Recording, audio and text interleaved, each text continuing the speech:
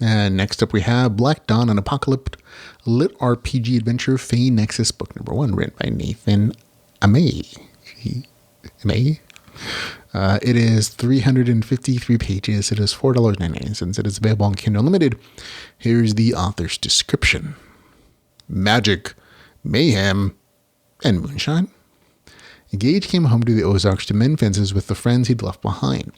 But when a solar storm reconnects Earth to the Fae Nexus, the world is engulfed in magical energy, altering the laws of nature violently. Fuel, ammunition, and electronics explode, leaving the world in a dark apocalypse. As the flames die down, demons emerge through the Fae Nexus, swarming Gage's hometown and enslaving the survivors.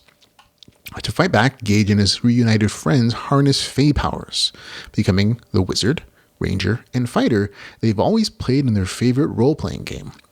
With the help of a pair of moonshiners turned alchemists and the ghost of a long-dead gunslinger, Gage and his friends have to level up fast to free their families and defend their homes against the demonic horde. He may have walked away once, but this time the only thing Gage is leaving behind are his regrets and a pile of dead demons. Yeah, not bad. That's actually a decent description. This is a good RPG apocalypse story.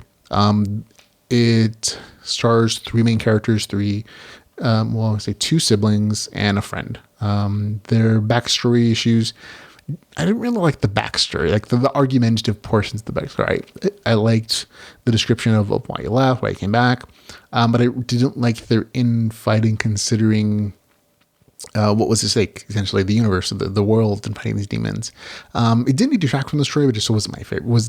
Didn't work for me. Other people probably really enjoy it. Like the emotional drama, I guess, wasn't really my thing.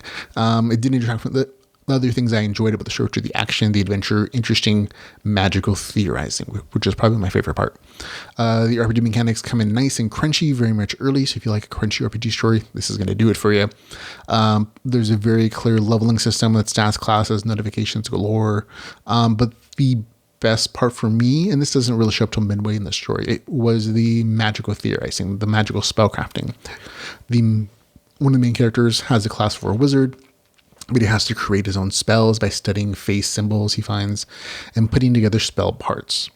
It was a very flexible mechanic that allowed for creative problem solving and combat without losing the RPG mechanics and becoming one-wave. I really did enjoy the ability for the main character to kind of craft his own spells and kind of have a nice variety of options. Not all of them useful immediately, but the longer they went, the more you thought about how to use them intelligently, they became useful, which I also always appreciate.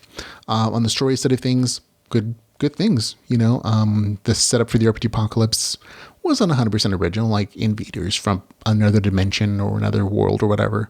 But I did like the character setup, the background for these kind of country folk who are used to evading the law and having their own kind of sub society of having a history of bootlegging and going against the law. So they have these different hideouts or areas, or they're used to being independent of central authorities, and their responses for as different characters.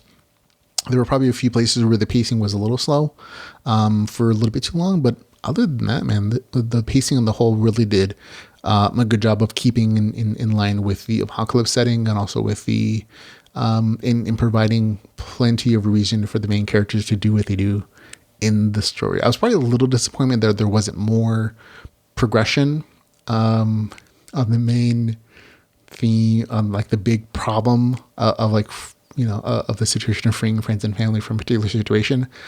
But, it's okay. I understand that the author is teasing that out for like a book 2, book 3. He needs a big motivation or goals for the characters to do things still. But still, overall, good progress in the story, plenty of good fights, with a little bit of defensive tactics and base building towards the end of the story. So good stuff all around. Gets a score of 7.5 out of 10, a real solid, good score in the middle.